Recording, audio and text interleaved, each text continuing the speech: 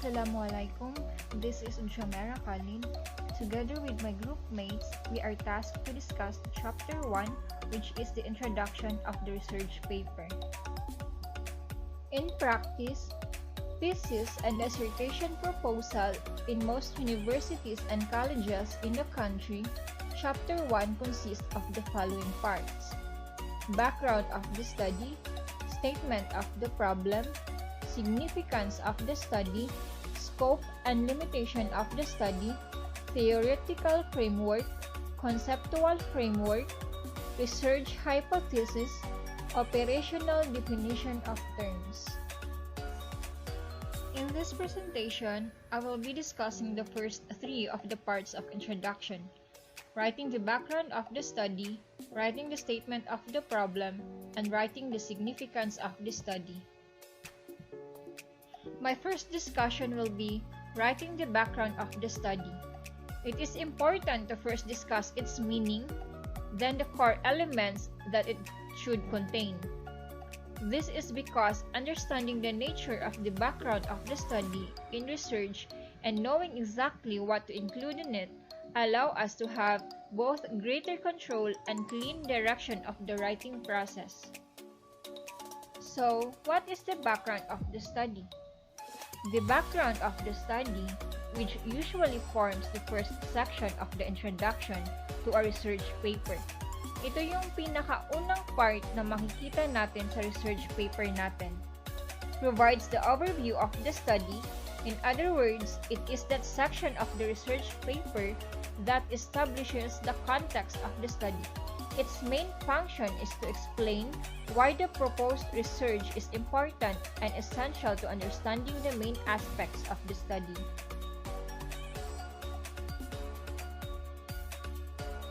The background of the study, therefore, is the section of the research paper that identifies the problem or gap of the study that needs to be addressed and justifies the need for conducting the study. It articulates the main goal of the study and the thesis statement, that is, the main claim or argument of the paper. So, given itong brief understanding ng background of the study, we can anticipate what readers expect from it.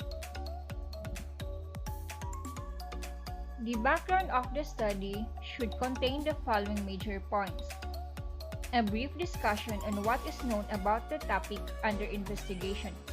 This is the same with introducing our topic para magkaroon ng knowledge yung readers natin on what is our topic all about. An articulation of the research gap or problem that needs to be addressed. What the researcher would like to do or aim to achieve. Ito yung research goal. The thesis statement, that is, the main argument or contention of the paper, which also serves as the reason why the researcher would want to pursue the study. The major significance or contribution of the study to a particular discipline. What is the use of our study to our beneficiaries or in the society? And lastly, depending on the nature of the study, an articulation of the hypothesis of the study. Thus, when writing the background of the study, we should plan and structure it based on the major points just mentioned. For a simpler guidelines, I would like to include in my discussion the three functions the background of the study should perform, mentioned in the book Social Research by Ma'am Safia Abdulrahman.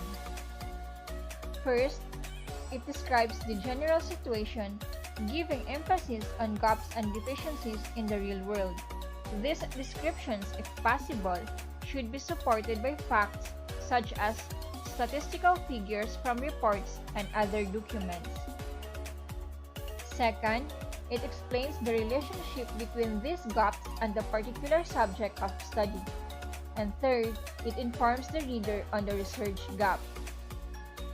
The three functions just mentioned were applied in this given example.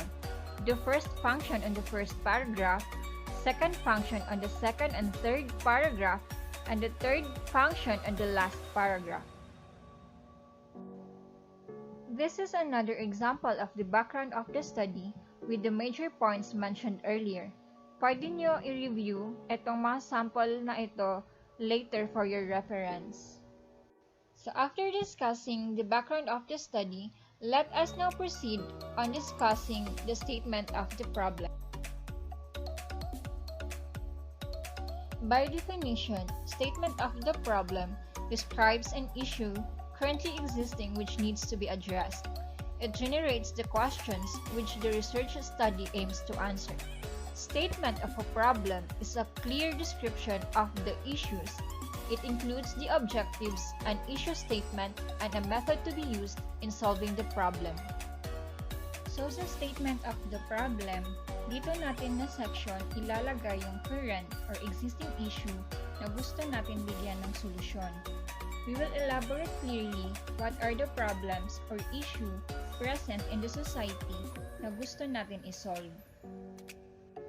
So what are the characteristics of a good research problem? First, it should express relation between two or more variables, especially in explanatory. Second, it should be stated clearly in question form. And third, it should imply possibilities of empirical testing. Here are some criteria in evaluating a research question. First, is it worthwhile?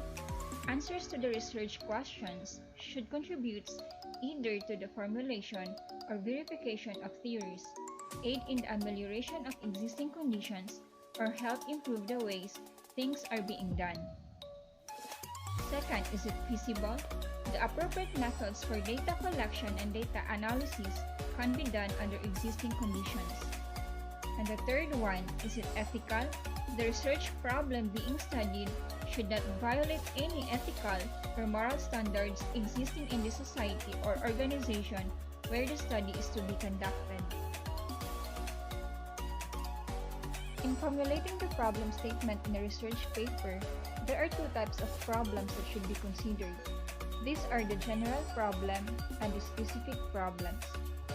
Writing the statement of the problem is to state the main or general problem by clearly stating the main variables of your study in a declarative form, then state your specific problems in measurable terms in an interrogative form.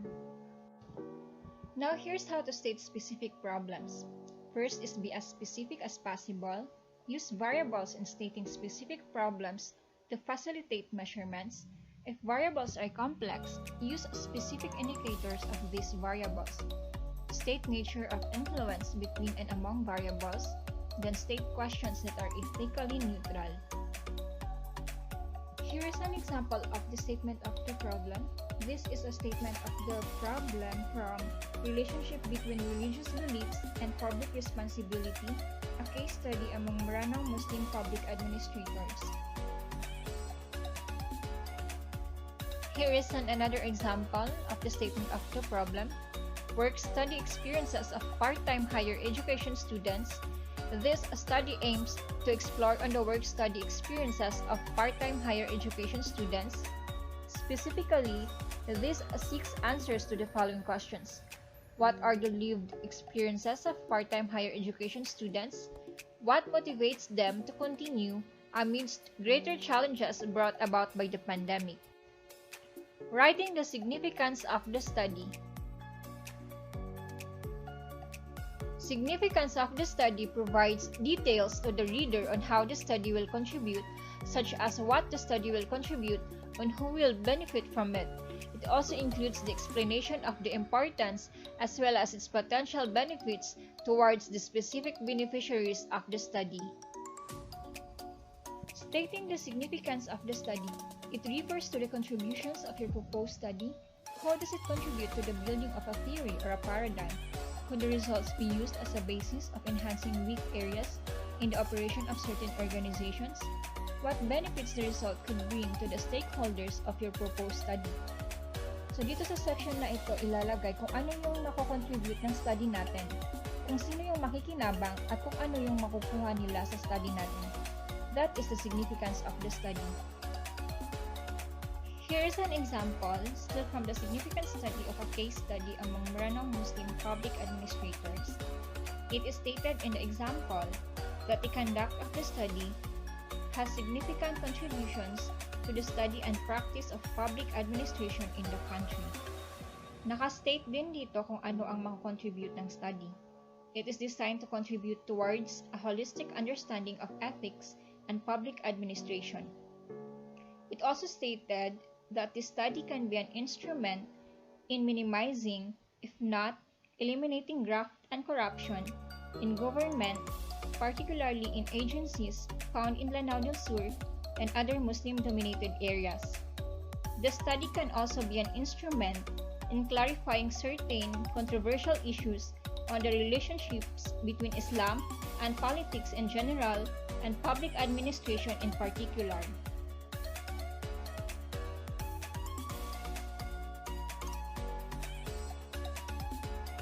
So that would be all in writing the background of the study, statement of the problem, and writing the significance of the problem. Thank you and wassalam.